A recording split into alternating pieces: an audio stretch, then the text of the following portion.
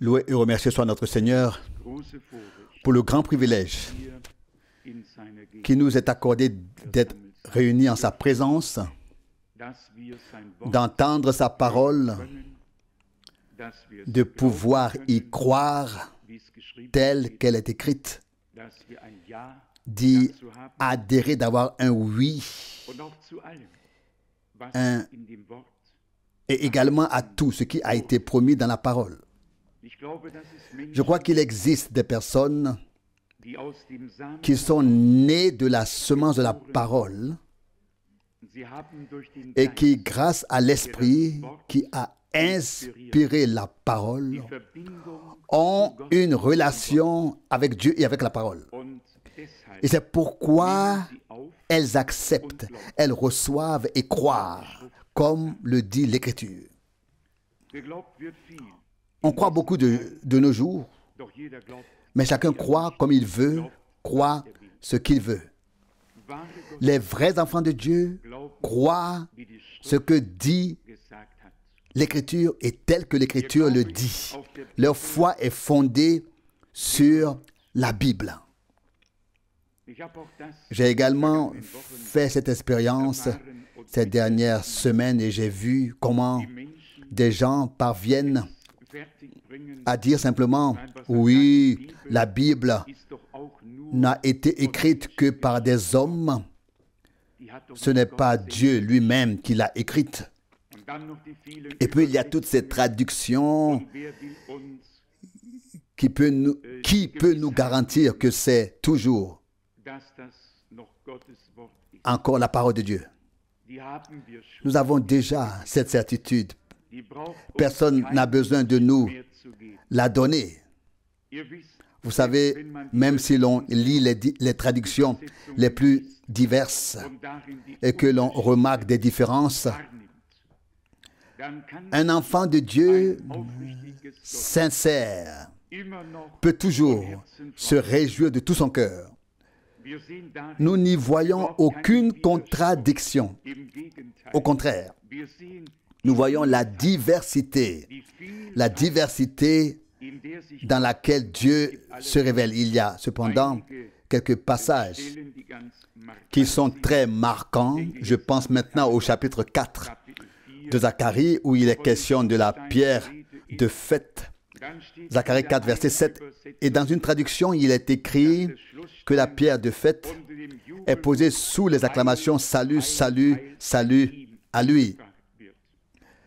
L'autre traduction dit « Sous les acclamations, grâce, grâce, grâce à lui ».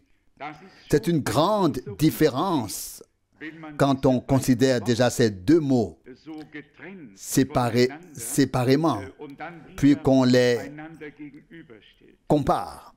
Mais quand on a fait l'expérience de la grâce et du salut, on les associe et on loue et glorifie d'autant plus le Seigneur. Nous ne nous soucions pas du tout des traductions ou de la parole de Dieu.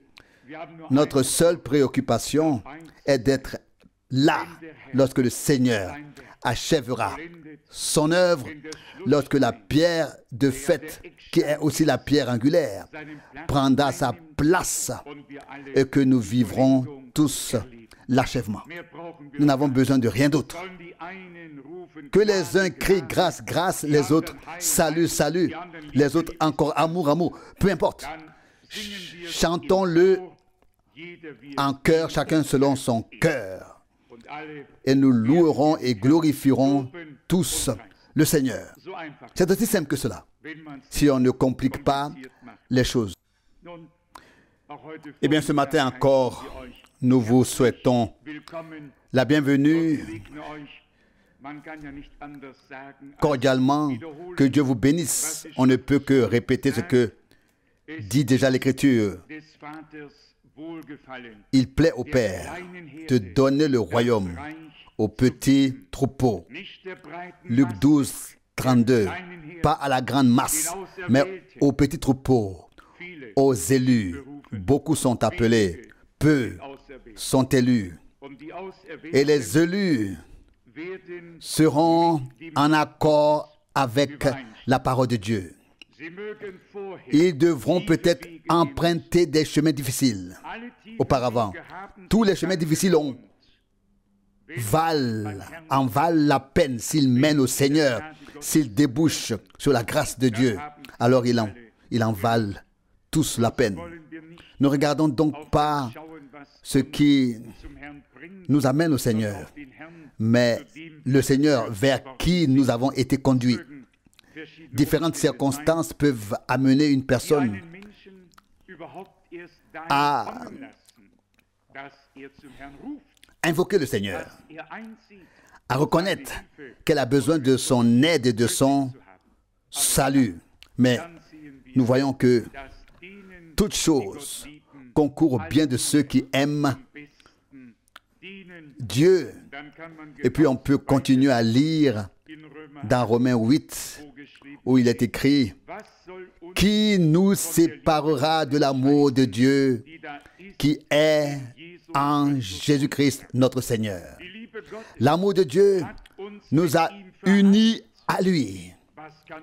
Qu'est-ce qui peut nous séparer alors si Dieu nous a unis? Nous sommes si heureux d'être liés à vous tous, de tout notre cœur. N'oubliez pas que nous passerons l'éternité ensemble. Nous voulons toujours pouvoir nous regarder dans les yeux avec clarté et sincérité. Et de la manière dont nous nous regardons et nous nous parlons, c'est ainsi que nous voulons aussi parler les uns des autres, même lorsque nos chemins se séparent et que sur le plan terrestre, nous nous tournons peut-être le dos, que nous disions encore ce que nous dirions en présence de ceux que nous avons rencontrés auparavant. Si chacun de nous ne disait sur autrui que ce qu'il pourrait vraiment dire en sa présence, ce serait déjà un bon pas dans la bonne direction.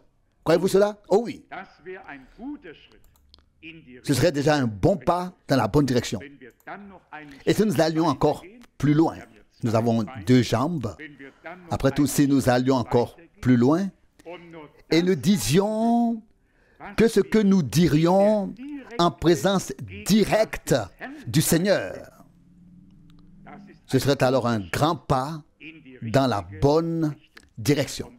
Et alors la direction serait la bonne et ce que nous dirions serait juste et nous pourrions alors nous présenter devant Dieu et les uns devant les autres. Que ce soit notre devise à tous. Ne pas seulement y réfléchir superficiellement, mais simplement dire au plus profond de nous-mêmes, Seigneur, fais de nous des personnes qui marchent dans tes voies, qui sont en accord avec toi et avec ta parole. Qui m'a dit hier, frère Franck, c'est simplement une pancarte à accrocher dans la maison ou dans l'appartement avec des dictons ou des textes bibliques. Mais, a-t-il dit, si les choses se passent tout autrement que ce que dit la citation, que faire alors? Oui, j'ai répondu, nous devons veiller à ne pas faire de citations et à ne pas les accrocher, même si elles sont des plus pieuses, mais à être d'abord prêts à vivre ce que la parole de Dieu nous dit.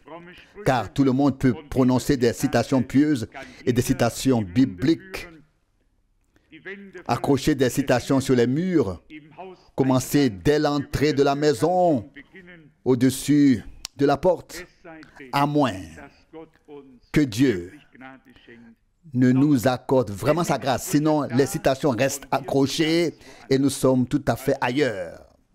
Soyons donc en accord avec le Seigneur. Je voudrais aujourd'hui parler de la pensée que nous avons brièvement évoquée hier soir concernant le ministère sacerdotal. Hier, nous avons médité sur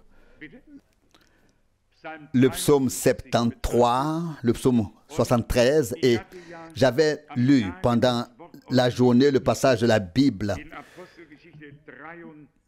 dans la traduction de Luther, dans les Actes des Apôtres, chapitre 23. Je voudrais maintenant le relire ici dans la Bible de Luther. Actes des Apôtres, chapitre 23. Nous lisons ici le verset 1. Du verset 1. Paul regarda le conseil et dit: vous, hommes, bien-aimés frères, j'ai vécu jusqu'à ce jour avec une bonne conscience devant Dieu. Verset 2. Le souverain sacrificateur, Ananias, ordonna à ceux qui l'entouraient de le frapper sur la bouche. Verset 3. Alors Paul lui dit: Dieu te frappera, mur blanchi. Tu es assis pour me juger selon la loi, et tu me fais frapper contrairement à la loi. Verset 4. Ceux qui étaient autour dirent: tu oses insulter le souverain sacrificateur de Dieu?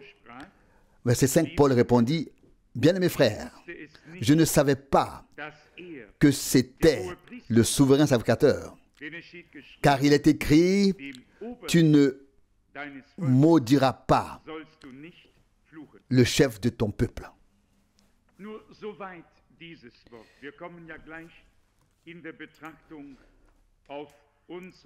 Voilà pour cette parole. Nous en viendrons bientôt à notre partie de la réflexion et nous en tirerons la leçon. Ce que nous trouvons ici est étrange. Vous savez que dans l'Ancien Testament, Dieu avait des sacrificateurs. Il avait un souverain sacrificateur. Et les sacrificateurs accomplissaient leur service, y compris le souverain sacrificateur, qui entrait une fois par an dans le lieu très saint avec le sang de l'expiation, de la réconciliation. Et ici, c'était le souverain sacrificateur qui avait ordonné de frapper Paul sur la bouche. Il n'avait parlé que très brièvement, sans même faire d'introduction. Il avait seulement dit au conseil, au grand conseil: hommes, bien-aimés frères, j'ai vécu jusqu'à ce jour avec une conscience en paix devant Dieu. Et c'était déjà fini. À leur avis, ils n'étaient pas du tout en relation avec Dieu. À leur avis, ils avaient bouleversé tout ce que Dieu avait ordonné. Il avait qualifié les choses de l'Ancien Testament comme étant dépassées et avait proclamé la nouveauté qui nous avait été donnée dans la Nouvelle Alliance. Et il y avait là des gens qui s'accrochaient à l'Ancien et jugeaient tout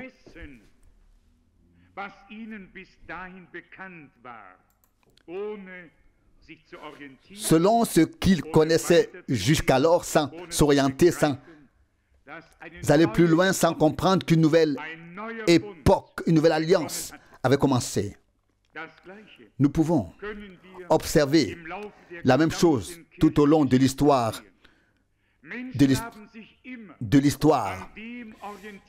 des communautés religieuses.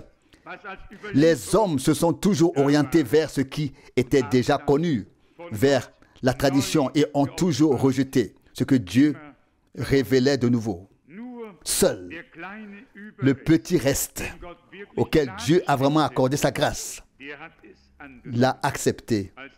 Lorsque le souverain sacrificateur Ananias entendit Paul dire qu'il avait vécu jusqu'à ce jour avec une bonne conscience pure devant Dieu, ce fut la fin. Il ordonna alors à ceux qui se tenaient près de lui de le frapper sur la bouche. C'était indigne de lui, car c'était lui qui occupait cette position et pas Paul. Mais devant Dieu, tout était vraiment très différent.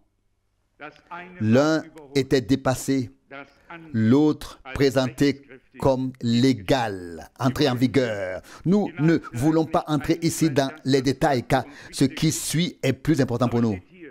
Mais il est écrit ici, verset 3, « Mais Paul lui cria, Dieu te frappera, mur blanchi. » C'était une parole dure, pas facile. Cet homme était souverain sacrificateur. Qui était Paul? Mais il dit, Dieu te frappera, mur blanchi. Réaction directe. Je ne suis pas juge, mais tous ceux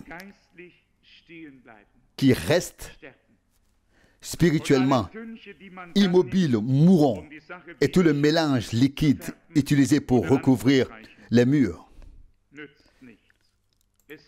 Ensuite, pour embellir ou repeindre, la chose ne servira à rien. Ce qui compte, c'est ce qu'il y a à l'intérieur d'une personne. Pas la façade, pas l'extérieur, mais l'intérieur. Et l'intérieur ne peut être juste que s'il vient de Dieu. Et alors il sera aussi en accord avec sa parole. Ceux qui se tenaient là et qui devaient le frapper, dire alors, tu insultes le souverain sacrificateur de Dieu? Pas seulement le souverain sacrificateur, mais il est écrit ici, le souverain sacrificateur de Dieu. Je vais vous lire tout de suite ce qui est écrit du souverain sacrificateur que Dieu a désigné pour entrer dans le sanctuaire céleste. Ni les sacrificateurs, ni le souverain sacrificateur ne l'avaient reconnu, le véritable souverain sacrificateur de Dieu qui est entré dans le sanctuaire céleste avec son propre sang. Et nous allons parler aujourd'hui un peu de la manière dont notre service sacerdotal en tant que croyant peut être rendu juste devant Dieu, notre service de sacrificateur. Non pas comme des murs blanchis, comme des tombeaux remplis d'ossements, mais comme des rendus vivants, comme des nés de nouveau, comme des personnes qui ont reçu la grâce de Dieu, comme des personnes qui ont un devoir devant la face de Dieu. Ici, voici ce que dit le verset 5 que je voudrais lire.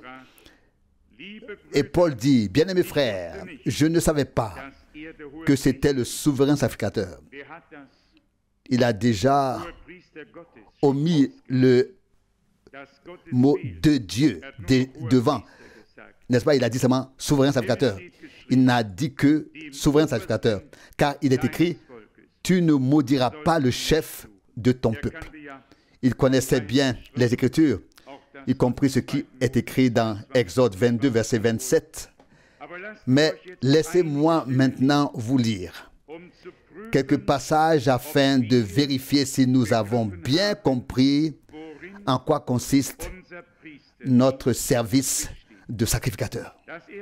La première parole, dans l'Apocalypse chapitre 1, verset 5. Apocalypse chapitre 1, versets 5 et 6. Ici, les salutations sont données, puis il est dit, au verset 5, et de Jésus-Christ, le témoin fidèle, le premier-né d'entre les morts, et le souverain des rois de la terre, à celui qui nous aime et qui nous a rachetés de nos péchés par son sang, verset 6, et qui a fait de nous un royaume de sacrificateurs pour son Dieu et Père. À lui la gloire et la puissance pour toute éternité. Amen. Il a fait de nous des rois et des sacrificateurs. Quelle était la tâche des sacrificateurs? Quelle était la tâche du souverain sacrificateur? Comment ont-ils accompli leur service? Quand, comment et où Dieu a-t-il répondu? Quand Dieu les a-t-il rencontrés? Où Dieu les a-t-il rencontrés? Quelle était la base de la rencontre avec Dieu, de la réconciliation avec Dieu? À quoi cela ressemblait-il? Nous lisons un passage de Romains 15. Romains chapitre 15, verset 16. Paul dit ici, verset 16, « Je dois en effet être un serviteur de Jésus-Christ pour les païens et comme tel accomplir le service de la sacrificature sacerdotale du message de salut de Dieu, afin que les païens deviennent une offrande agréable à Dieu, sanctifiée par le Saint-Esprit. » Restons là pour un moment. Nous avons tous lu ensemble dans l'introduction, dans la parole d'introduction, dans Éphésiens 1, verset 3, ce qui est écrit là. Les pensées de Dieu qui sont exprimées ici sont très importantes. Éphésiens 1, verset 4. Car en lui, il nous a choisis avant la fondation du monde, afin que nous soyons saints et irréprochables devant sa face. Verset 5. Et il nous a prédestinés dans son amour, selon le bon plaisir de sa volonté, à être ses enfants d'adoption par Jésus-Christ, selon le bienveillant dessein de sa volonté. Donc, c'est Dieu qui a pris la décision à notre égard d'être établi dans la filiation comme fils. Le pardon, le plan de Dieu ont été décidés avant la fondation du monde. À propos de la fonction du service de sacrificateur, pour que nous ayons cela à l'esprit, sous les yeux, pendant notre réflexion. Les sacrificateurs se présentaient dans la présence de Dieu, et en particulier le souverain sacrificateur, toujours après avoir offert un sacrifice. Sans effusion de sang, il n'y avait pas de réconciliation, pas de rédemption, pas d'accès à Dieu. Déjà Abel avait offert un agneau à Dieu, et cela était agréable à Dieu. Il savait de quoi il s'agissait. Si nous voulons accomplir un véritable service de sacrificateur dans la prière les uns pour les autres, devant la face de Dieu, il n'y a qu'un seul fondement. Avant de présenter les choses qui nous tiennent à cœur, nous devons nous appuyer sur ce qui s'est passé sur la croix à Golgotha. Nous devons dire, Seigneur, ou Dieu Tout-Puissant, quelle que soit la formulation, chacun est conduit par le Saint-Esprit et peut se sentir libre de s'adresser à Dieu comme il le souhaite. Mais le fondement de la proximité de Dieu doit toujours être le sang de l'agneau.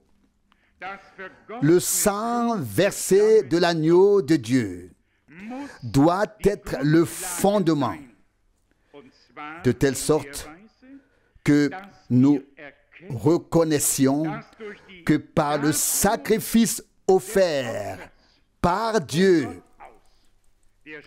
le mal a été réparé une fois pour toutes.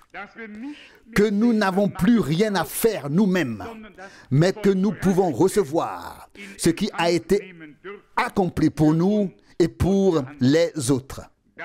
Alors, la lutte et les supplications se transformeront en louange et en action de grâce, car nous aurons compris de Dieu ce qui nous a été donné. Paul écrit ici, « Je dois en effet être un serviteur de Jésus-Christ pour les païens et comme tel accomplir le service de la sacrificature sacerdotale dans l'Évangile, afin que les païens deviennent une offrande agréable à Dieu, sanctifiée par le Saint-Esprit. Ce n'est pas une rédemption que nous réalisons nous-mêmes, une sanctification que nous réalisons nous-mêmes, mais la rédemption par le sang de l'agneau, purifié par Dieu, purifié par la parole qui nous a été révélée par l'Esprit. Comme le dit l'Écriture, purifié dans le bain d'eau de la parole. Éphésiens 5, 26, les deux ont leur place et leur raison d'être dans le domaine auquel ils s'appliquent. Passons à l'épître aux Hébreux qui dit tellement de choses sur ce sujet que nous aurions besoin de beaucoup de temps pour en effleurer seulement la surface. Je voudrais lire Hébreux chapitre 2, verset 11, puis 3, verset 1. Hébreux 2, verset 11. Car tous deux, celui qui sanctifie et ceux qui sont sanctifiés, sont issus du même Père. C'est pourquoi il n'a pas honte de les appeler frères. Les deux, celui qui sanctifie et ceux qui sont sanctifiés. Celui qui rachète et ceux qui sont rachetés. Celui qui fait grâce et ceux qui ont reçu grâce. Celui qui pardonne et ceux qui sont pardonnés sont issus du même Père. Par la même parole, par le même esprit, par qui Christ a été engendré, tous les fils et toutes les filles de Dieu sont engendrés à son image. De même que nous sommes tous issus d'Adam, sur terre, nous sommes tous issus du second Adam sur le plan spirituel, qui est le Christ, et quand cela sera manifesté, nous lui serons semblables. Ne perdons pas de vue cette haute vocation et ce noble objectif. Hébreux chapitre 3, verset 1. C'est pourquoi, frères saints, qui avez part à une vocation céleste, fixez vos yeux sur l'envoyé de Dieu et souverain sacrificateur de notre confession, Jésus, verset 2, qui a été fidèle à celui qui l'a créé, comme Moïse l'a été dans toute la maison de Dieu. Nous devons fixer nos yeux sur Jésus, le souverain sacrificateur de notre confession. Oui, que se passe-t-il en nous lorsque nous fixons nos regards non seulement sur Jésus, mais sur Jésus en tant que souverain sacrificateur? Beaucoup parlent aujourd'hui de Jésus. Beaucoup parlent du Christ. Le pape dit à Bombay, le Christ est dans toutes les religions.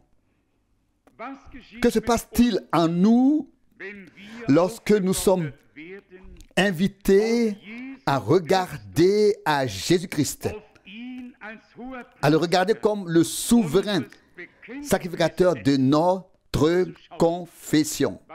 Que se passe-t-il alors? Nous devons alors le contempler dans ce qu'il a fait en tant que souverain sacrificateur. Nous devons le voir comme le souverain sacrificateur qui offre le sacrifice valable une fois pour toutes, et qui entend que souverain sacrificateur entre dans le sanctuaire céleste avec son propre sang. Pourquoi? Pour nous offrir une rédemption valable éternellement. Nous y reviendrons dans un instant. Tournons nos regards, fixons nos regards sur Jésus, le souverain sacrificateur de notre confession. Nous confessons ce qu'il a fait pour nous et nous le croyons de tout notre cœur et de toute notre âme.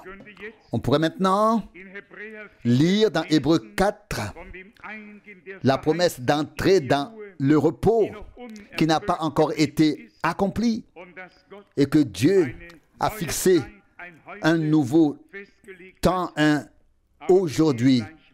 Mais nous continuons tout de suite. Hébreux chapitre 4, maintenant le verset 14. Hébreux 4, verset 14. Puisque nous avons un souverain sacrificateur qui a traversé les cieux, Jésus, le Fils de Dieu, retenons fermement notre confession. Ici, au chapitre 3, verset 1, nous avons été invités à fixer notre attention sur Jésus comme le souverain sacrificateur de notre confession. Ici, il nous est dit, puisque nous avons, au verset 14, Hébreux 4, un souverain sacrificateur qui a traversé les cieux, Jésus, le Fils de Dieu. Retenons fermement notre confession. Verset 15. Nous n'avons pas un souverain sacrificateur qui ne puisse compatir à nos faiblesses, mais un qui en toutes choses a été tenté comme nous, seulement sans commettre de péché. Verset 16. Approchons-nous donc avec assurance du trône de la grâce, afin d'obtenir miséricorde et de trouver grâce pour être secourus dans nos besoins. Donc, ne restons pas à distance pour admirer ce qui s'est passé pour nous, mais approchons-nous pour y prendre part.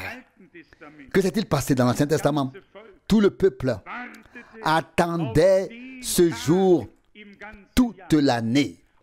Le grand jour de la réconciliation, le jour où le souverain sacrificateur entrait dans le lieu très saint avec le sang pour se présenter devant le trône de la grâce. Et Dieu s'est révélé là. Dieu a répondu dans ce lieu. Dieu a été réconcilié. Il y avait la grâce, il y avait le salut, il y avait le pardon. Nous devons voir la même chose ici, afin de ne pas passer notre vie à demander « Seigneur, pardonne-nous, pardonne-nous », mais de pouvoir dire un jour « Seigneur, en tant que souverain sacrificateur, tu as offert le sacrifice unique. » Et ne demandons pas comment il pouvait être à la fois souverain sacrificateur et agneau. Il était l'agneau de Dieu qui a été offert. Il était en même temps le souverain sacrificateur qui l'a offert. Ne demandons pas comment il peut se révéler dans le ciel comme Père, sur terre dans le Fils et en nous par le Saint-Esprit. Remercions Dieu que cela soit arrivé. Nous ne pouvons pas expliquer ces choses immenses et merveilleuses. Comment peut-il être à la fois souverain, sacrificateur et agneau? Comment peut-il être fils de Dieu, fils de David, fils de l'homme, roi, sacrificateur, prophète? Il est tout en tous. Heureux celui qui ne se heurte pas à lui et ne s'irrite pas contre lui, mais qui trouve en lui la guérison, qui trouve le salut, à qui la grâce est accordée Nous avons un souverain sacrificateur qui a traversé les cieux. Vous pouvez le lire dans Philippiens et Colossiens. Après avoir offert le sacrifice sur le mont Golgotha et être ressuscité, Dieu l'a élevé au-dessus de tout et lui a donné un nom qui est au-dessus de tout nom. Et en ce nom, tout genou fléchira et toute langue confessera qu'il est le Seigneur. Aujourd'hui, il est élevé au-dessus de tout. À l'époque, il a été élevé sur terre, sur la croix, dans l'opprobre et la honte. Maintenant, il est élevé au-dessus de toute mesure et a reçu un nom en héritage, comme le dit également l'Épître aux Hébreux, au chapitre 1, verset 4, qui est supérieur à tout autre nom. Pour nous, cela a une signification toute particulière. Il était le véritable souverain sacrificateur. Le souverain sacrificateur qui voulait faire taire Paul ou lui interdire de parler était un souverain sacrificateur humain qui n'avait pas compris que Dieu avait déjà établi quelqu'un d'autre, à savoir un souverain sacrificateur selon l'ordre de Melchisédek et non un sacrificateur selon l'ordre d'Aaron. À l'époque, on ne comprenait pas le sens du psaume 110. Tu es sacrificateur selon l'ordre de Melchisédek. On ne savait pas comment classer cela. Aujourd'hui, nous pouvons regarder en arrière et dire, Seigneur, quel privilège, quelle grâce tu nous as accordé, que nous puissions voir et reconnaître si clairement toi, ton plan de salut, tes actions et toute l'œuvre de la rédemption et que nous puissions y prendre part. Le chapitre 5, verset 2 poursuit ainsi à propos du sacrificateur. Chapitre 5 d'Hébreux au verset 2, et il est bien à même de juger équitablement ceux qui sont ignorants et ceux qui s'égarent, puisqu'il est lui-même affligé de faiblesse. Nous ne pouvons pas tout lire. Je voudrais aborder les autres chapitres du psaume 110 et en lire les versets. Psaume 110. Nous croyons en ce lieu que l'Ancien et le Nouveau Testament concordent si parfaitement que c'en est tout simplement bouleversant. Psaume 110, verset 1. Ainsi parle le Seigneur à mon Seigneur, assieds-toi à ma droite jusqu'à ce que je fasse de tes ennemis ton marchepied. Psaume 110, verset 2 maintenant. Le Seigneur étendra de Sion le sceptre de ta puissance. Règne au milieu de tes ennemis. Verset 3. Au jour de ta sortie, ton peuple sera plein de zèle. Revêtu de sainteté, comme la rosée de l'aurore, tes jeunes soldats viendront à toi. Oh, on pourrait alors crier du fond du cœur, Alléluia, Amen. Loué soit Dieu. Loué soit le Seigneur. Comme la rosée de l'aurore, ici, la jeune troupe doit apparaître. Et comme il est dit, ton peuple, verset 3, sera plein de bonne volonté le jour de ta sortie armée, le jour que Dieu a fixé, ou dans le laps de temps que Dieu a fixé pour accomplir la dernière victoire avec son peuple. Il ne sera pas obstiné, mais plein de bonne volonté, en accord avec sa parole. Et nous avancerons au nom du Seigneur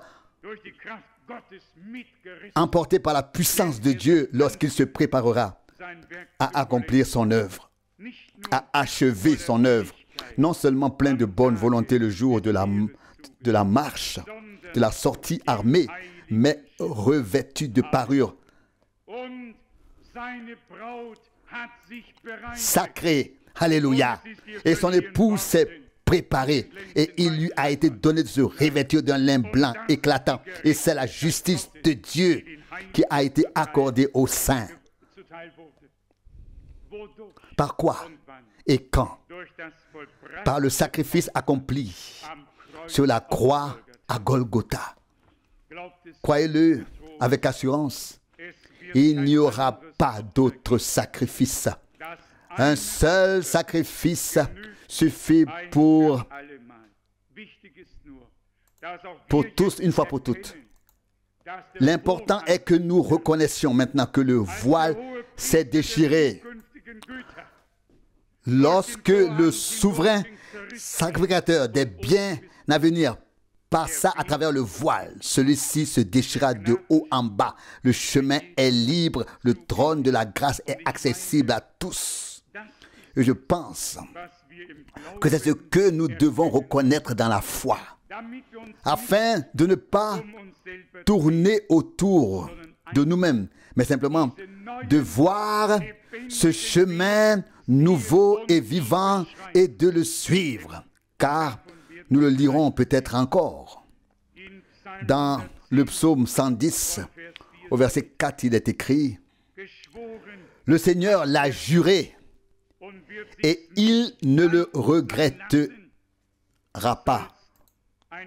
Tu seras sacrificateur éternellement selon l'ordre ou bien la classe de Melchisédek. » Quelle parole merveilleuse!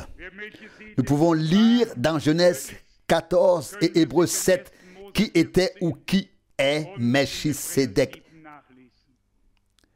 Il n'avait ni père, ni mère, n'avait pas de commencement, il n'avait pas de fin. Il est roi pour toujours, roi de Salem, roi de justice, roi des rois. Alléluia. À cette époque, il n'était pas encore devenu homme. À cette époque, il n'était pas encore né comme fils. C'est pourquoi il n'avait ni père, ni mère. Maintenant, il est fils de Dieu. Il a un père céleste, une mère terrestre. Mais il reste le même, à savoir roi, selon l'ordre de Melchisédek. Le fait de s'être fait chair n'a rien changé à sa divinité. Il reste ce qu'il était pour l'éternité. Alléluia. Loué soit le nom du Seigneur. Les hommes se creusent également la tête à ce sujet et se demandent, oui, comment peut-il être au ciel et comment peut-il être sur terre? Alors dites-moi en toute confiance comment il peut être ici et en Amérique. En même temps, ce serait la même chose, la même question. Une telle question est enfantine, pour ne pas dire stupide. Dieu est esprit.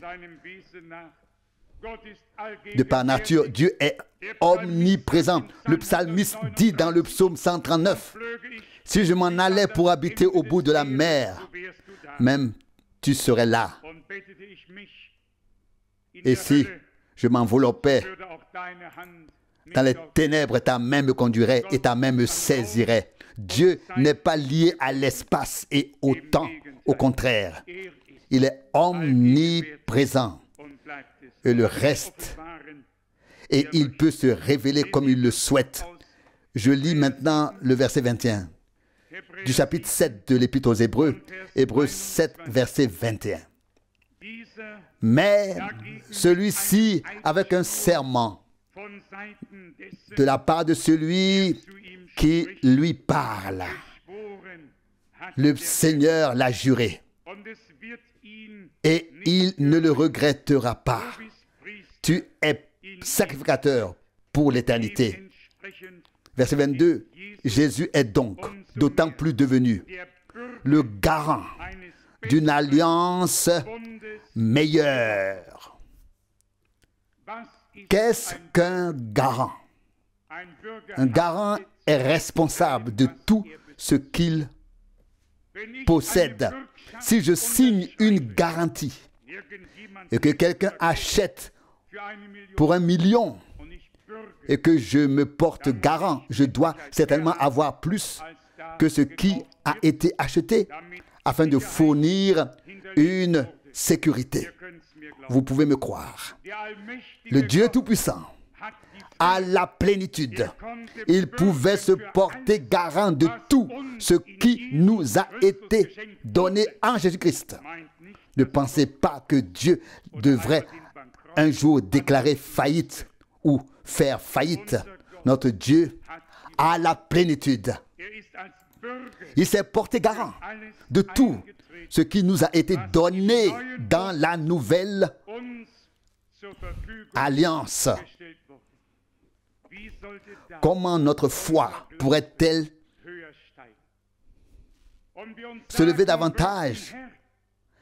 Et nous devrions nous dire, Seigneur, Dieu du ciel et de la terre, tu es derrière tout ce que tu es et tout ce que tu as, derrière ce que tu as promis.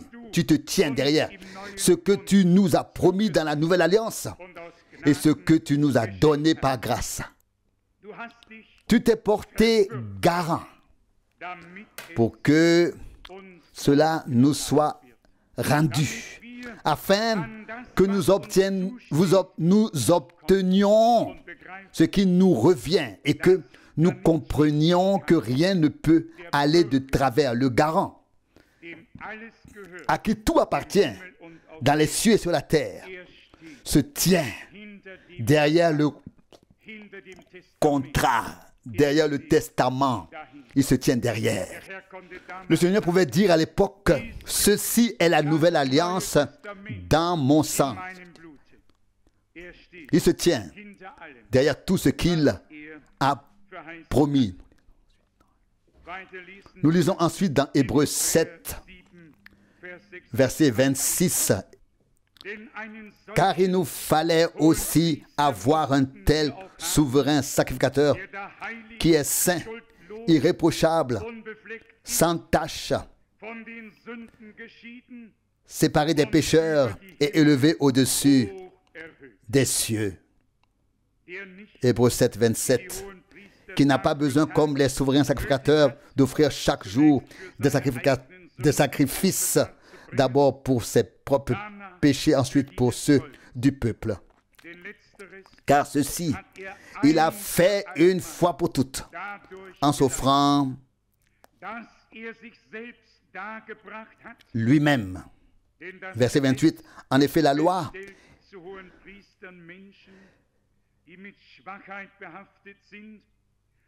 établit souverain sacrificateur des hommes sujets à la faiblesse. Mais la parole du serment qui a été fait après la loi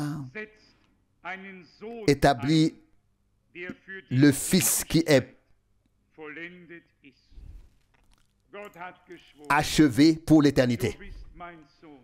Dieu a juré, tu es mon fils, je t'ai engendré aujourd'hui. Tu es sacrificateur selon l'ordre de Melchisédek. Quelle pensée et paroles merveilleuses trouvons-nous ici dans les Saintes Écritures. Il a établi un Fils qui est achevé pour l'éternité. Et en lui, et par lui, nous aussi, nous avons été achevés pour l'éternité. De même qu'il était et qu'il est le Fils de Dieu, de même nous avons été faits fils et filles de Dieu par lui.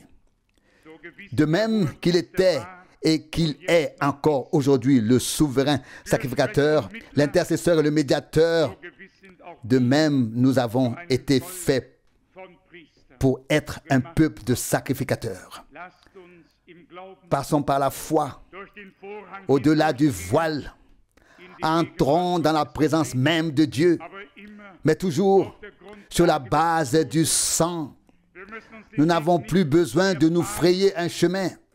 Il est déjà frayé, tracé. Nous n'avons plus besoin de déchirer le voile. Il est déjà déchiré. Nous n'avons plus besoin d'offrir de sacrifice. Il a déjà été offert. Mais nous devons sans cesse reconnaître ce qui a été fait pour nous, nous en réjouir et en remercier Dieu. Que pourrions-nous faire? Que pourrions-nous offrir pour être réconciliés avec Dieu? La réconciliation a eu lieu. 2 Corinthiens 5, verset 19. Dieu était en Christ. Pas il sera un jour, en lui il était en Christ et a réconcilié le monde avec lui-même. Christ est le souverain sacrificateur. Il a offert le sacrifice. Le sang saint a coulé. La nouvelle alliance est en vigueur. Et Dieu s'est engagé en tant que garant à ce que tout ce qui a été promis soit accompli, soit exécuté. Frère Branham le dit si bien dans l'un de ses sermons. Si une chose nous revient de droit et qu'elle nous a été enlevée, nous avons le droit de la réclamer à Dieu et de donner l'ordre de l'exécuter, afin que ce qui nous revient de droit nous revienne par grâce. Vous connaissez tous l'histoire qu'il a racontée lorsque la voiture a été volée. Les gens sortaient de la réunion.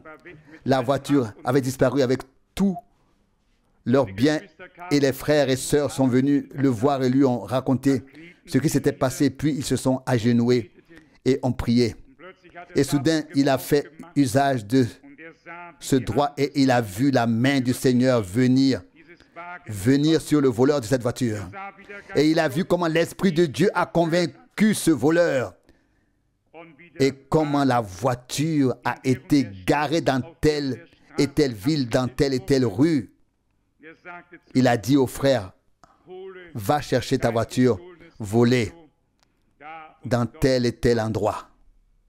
Vous pouvez imaginer à quel point cela a été bouleversant. Et frère Branham a pris cela comme exemple pour montrer que nous avons le droit de réclamer à l'ennemi ce qu'il nous a injustement volé et pris. Il s'agit en fait de la restauration complète, du rétablissement de toute chose qui doit atteindre son point culminant dans les derniers jours, afin que tout ce que l'ennemi a volé à l'Église lui soit rendu, afin que nous puissions, non, lui soit rétabli, restitué, restauré, afin que nous puissions nous tenir debout en tant qu'Église du Dieu vivant, comme l'Église se tenait debout au commencement. Permettez-moi de poursuivre la lecture dans Hébreux 9, verset 11. Hébreux 9, du verset 11. Mais Christ est venu comme souverain sacrificateur des biens à venir. Il a traversé le tabernacle plus grand et plus parfait, qui n'est pas construit de main d'homme, c'est-à-dire qui n'est pas de cette création. Verset 12, ce n'est pas non plus au moyen du sang des boucs et des veaux, mais au moyen de son propre sang, qu'il est entré une fois pour toutes dans le sanctuaire céleste et qu'il a accompli une rédemption éternelle. Quelle parole puissante! Souverain sacrificateur, selon l'ordre de Melchisédek. Ce souverain sacrificateur de Dieu est entré dans le sanctuaire de Dieu avec le sang divin de l'agneau. Vous savez bien que nous croyons que Jésus-Christ a été engendré par l'Esprit et qu'il y avait dans son corps du sang saint, que ce sang saint a coulé pour nous. Pour nous croyants, il n'y a rien de pire pour offenser notre Seigneur et nous-mêmes que de remettre en question cette naissance virginale, cette conception par l'Esprit. Cela me rappelle une conversation que j'ai eue ces dernières semaines avec plusieurs personnes autour d'une table. Il y avait une femme docteur en germanistique et en philosophie et elle a dit: Monsieur Franck, cela m'est égal que le Christ ait été conçu par l'Esprit ou qu'il ait eu un père terrestre, Je vous le dis, cela m'a transpercé le cœur. Cette femme n'est vraiment pas allée plus loin. C'était la fin pour elle. C'était alors à mon tour. C'était alors à mon tour et j'ai dit, s'il avait été engendré sur terre, il aurait alors eu besoin du salut comme tous les hommes depuis Adam. Et j'ai ensuite démontré la nécessité de la conception par l'Esprit, afin que nous, qui avons été conçus selon la volonté de la chair, puissions maintenant être conçus selon la volonté de Dieu par l'Esprit, afin d'être des fils et des filles de Dieu. Mais ce qui est étrange, c'est qu'aujourd'hui, ils sont tous pieux. Œcuménisme ici, union des communautés religieuses, là-bas, et tout est si beau et si harmonieux comme jamais auparavant. Oui, il est grand temps de provoquer un tumulte, comme à l'époque de la Réforme. Que Dieu ait des hommes par lesquels il peut parler, agir, se révéler, qui oppose à cet esprit du temps.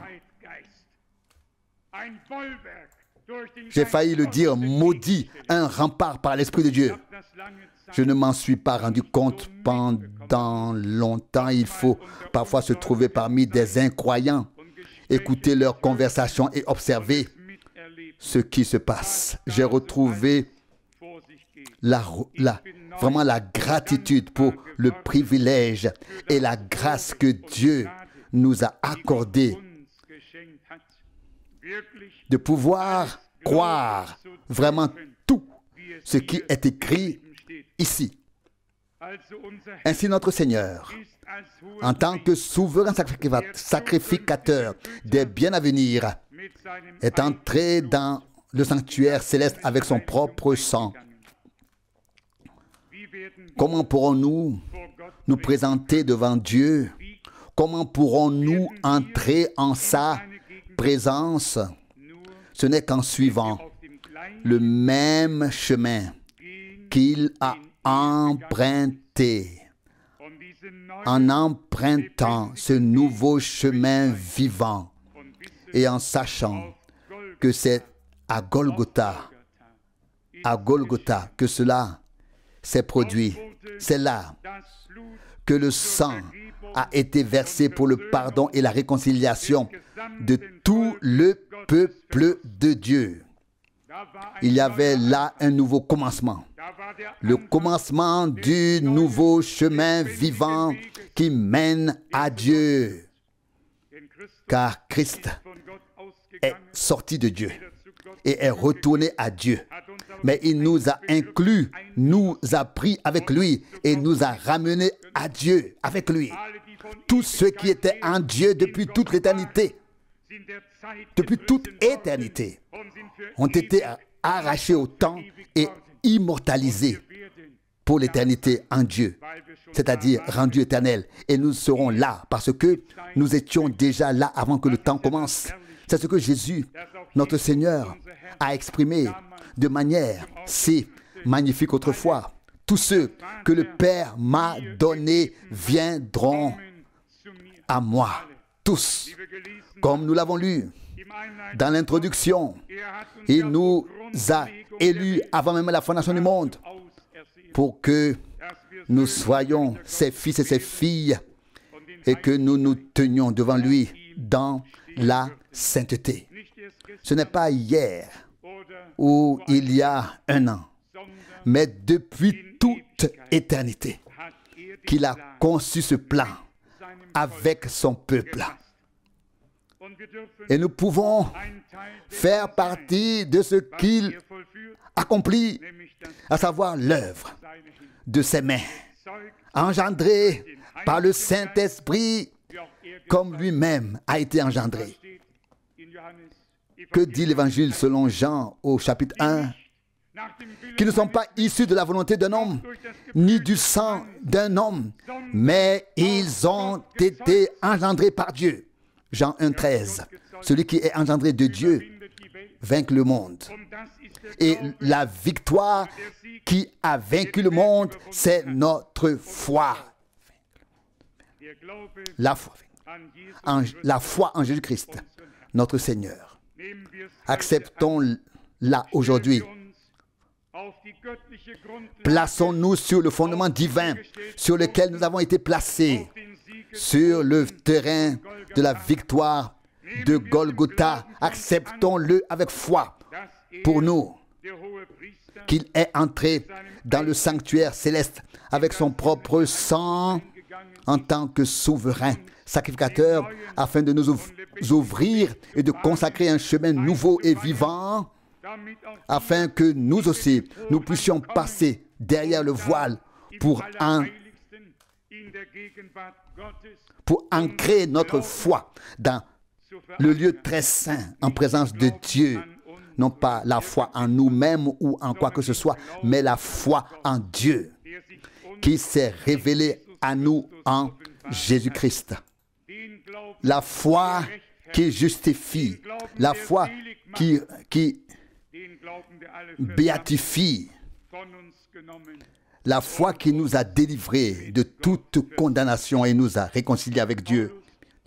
Paul se trouvait alors face à un souverain sacrificateur, autrefois qui exerçait encore son service selon l'ordre d'Aaron et qui n'avait pas compris que Dieu avait envoyé et établi un souverain sacrificateur selon l'ordre de Melchisédek, qui avait offert le sacrifice unique pour tous, une fois pour toutes. Paul a ressenti dans son cœur, et lorsque cet homme lui a dit « frappez-le », il a naturellement dû répondre « c'est Dieu qui te frappera ». Quelle tristesse nous envahit au plus profond de notre être lorsque nous voyons des hommes sous couvert de religion et avec beaucoup de piété être détournés de Dieu et de leur but. Un grand désir monte alors en nous, celui que Dieu nous aide à porter à nouveau le vrai message de Dieu et à le transmettre à l'humanité. Que celui qui veut croire, alors croit. Il y en aura certainement encore quelques-uns qui accepteront ce que Dieu nous a préparé. Revenons à cette parole tirée de Romains 15 et terminons avec elle. Paul voulait accomplir le service de sacrificateur en faveur de ceux des nations qui étaient devenus croyants, et cela d'une manière qui soit agréable à Dieu. Sur quelle base? Sur la base de ce que le souverain sacrificateur a fait pour nous. Paul vient justement de souligner le salut et la réconciliation par le sang. Les épîtres aux Hébreux aussi ne peuvent avoir été écrites par personne d'autre que Paul. C'est du moins ce que disent les 5 derniers versets du dernier chapitre.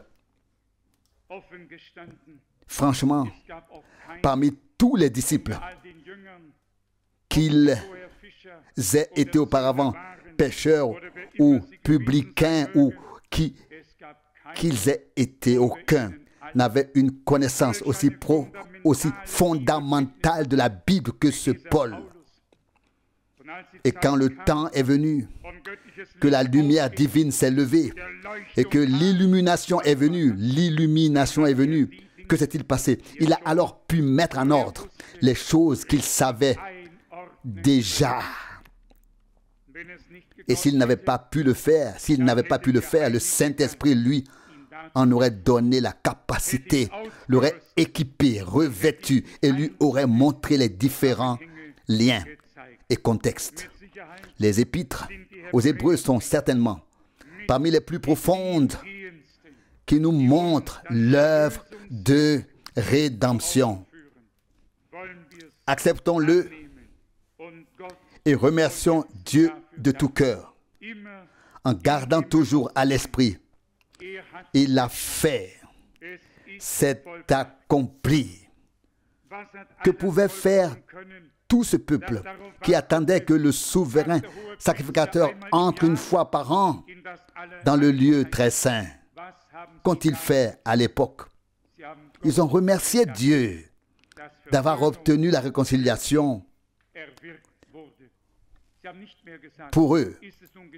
Ils ne disaient plus « est-ce déjà fait, n'est-ce pas encore fait ?» Pour eux, c'était fait. Dès que le souverain sacrificateur disparaissait derrière le voile, tout était accompli pour eux, réglé pour eux.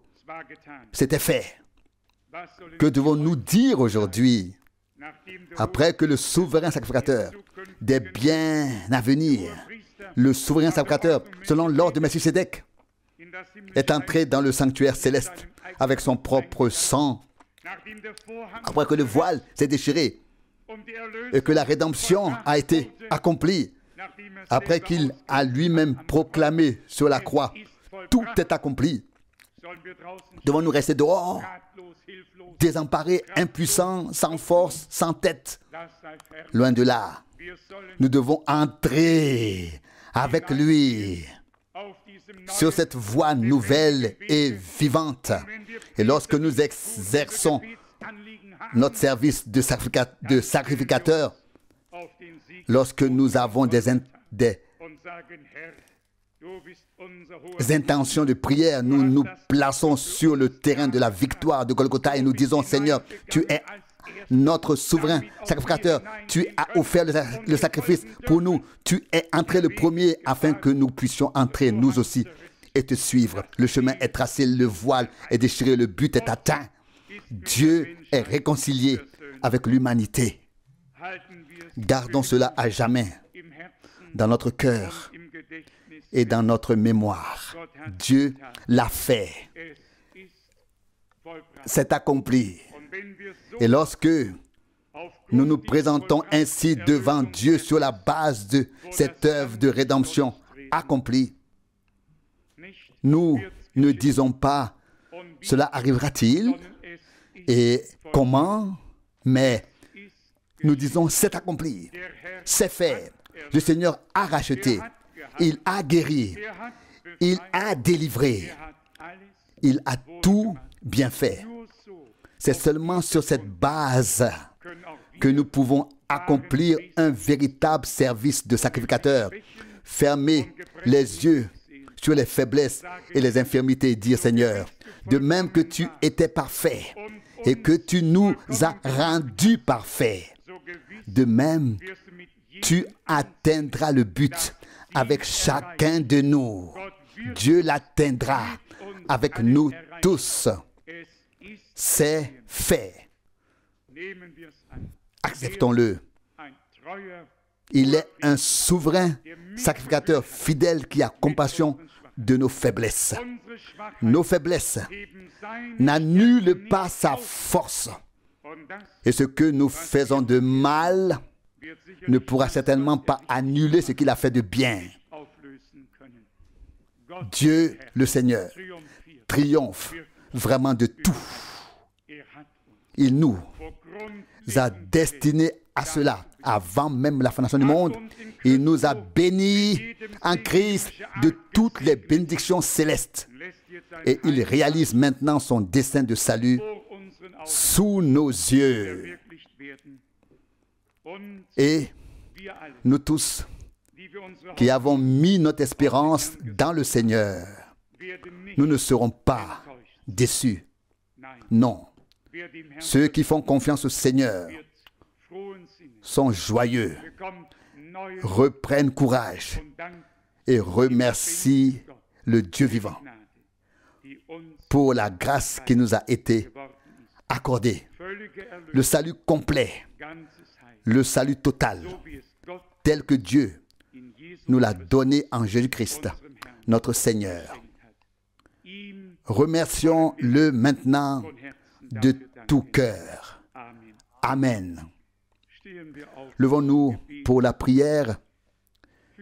Nous pourrions chanter le refrain tel que je suis. Ainsi cela doit être. Tel que je suis, ainsi cela doit être. Pas ma force, mais seulement la tienne. Ton sang me lave de mes péchés, me lave pur de mes péchés. Ô agneau de Dieu, je viens, je viens, je viens. Avant de prier, inclinons la tête. Peut-être y a-t-il quelqu'un ici, qui que ce soit, qui n'a pas encore consciemment remis sa vie entre les mains du Seigneur, qui ne peut pas encore raconter consciemment une journée et rendre ce témoignage où il a fait l'expérience avec Dieu, où il a reçu le salut et la grâce, le pardon et la réconciliation. Oui, la vie éternelle. Mes bien-aimés, lorsqu'un service divin a lieu, Dieu veut nous servir. Il veut sauver les perdus, guérir les malades, délivrer les liés. Le Seigneur veut faire ce qu'il a toujours fait.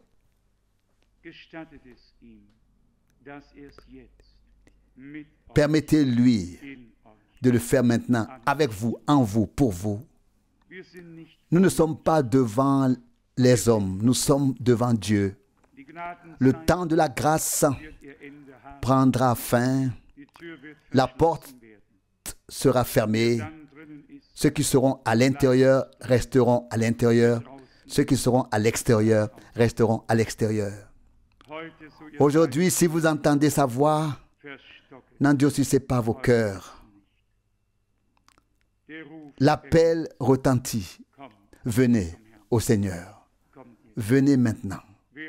Tandis que les têtes sont inclinées, les yeux fermés, quelqu'un a-t-il le courage de lever brièvement la main pour signifier « Je veux consacrer ma vie au Seigneur ».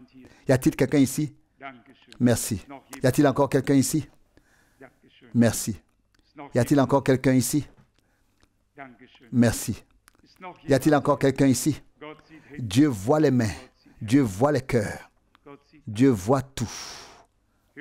Père céleste, aujourd'hui nous avons contemplé ce qui s'est passé pour nous à Golgotha et à travers Golgotha. Nous ne sommes pas des sacrificateurs comme des murs blanchis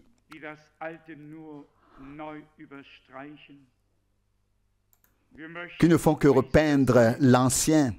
Nous voulons être des sacrificateurs selon l'ordre du souverain sacrificateur, selon l'ordre de Melchisédek.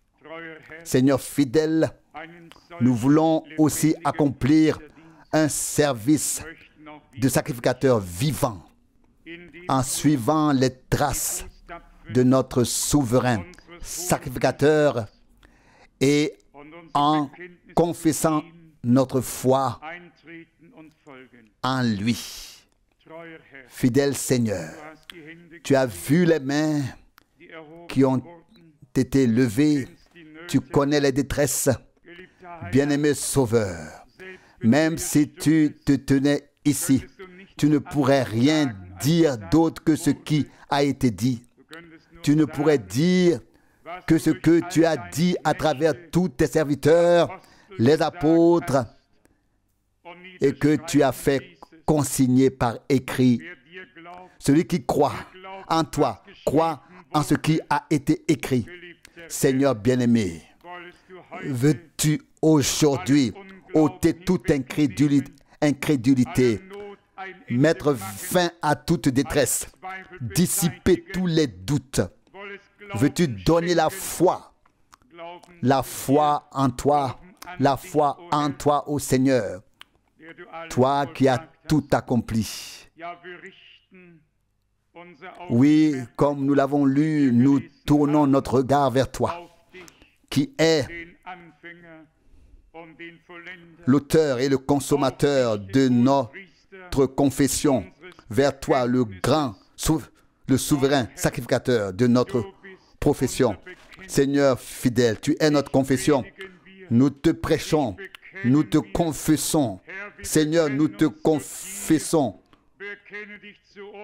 Confesse-toi à nous. Ô Dieu, révèle qu'il y a sur terre des hommes qui ont été véritablement faits sacrificateurs de Dieu. Un peuple de sacrificateurs, soumis au souverain sacrificateur. Nous confessons ce que tu as accompli pour nous, ce que tu as fait pour nous. Tu es notre confession. Seigneur, mon Dieu, tu as garanti, tu t'es porté garant que tout ce qui nous revient pourra être accompli. Ô Seigneur bien-aimé, mets fin à toutes les détresses, à toute incrédulité, à toute petite foi, ô Seigneur, à tous les doutes. Nous te prions d'aider notre incrédulité et de nous donner la foi, ô Seigneur, afin que nous puissions croire comme l'Écriture l'a dit.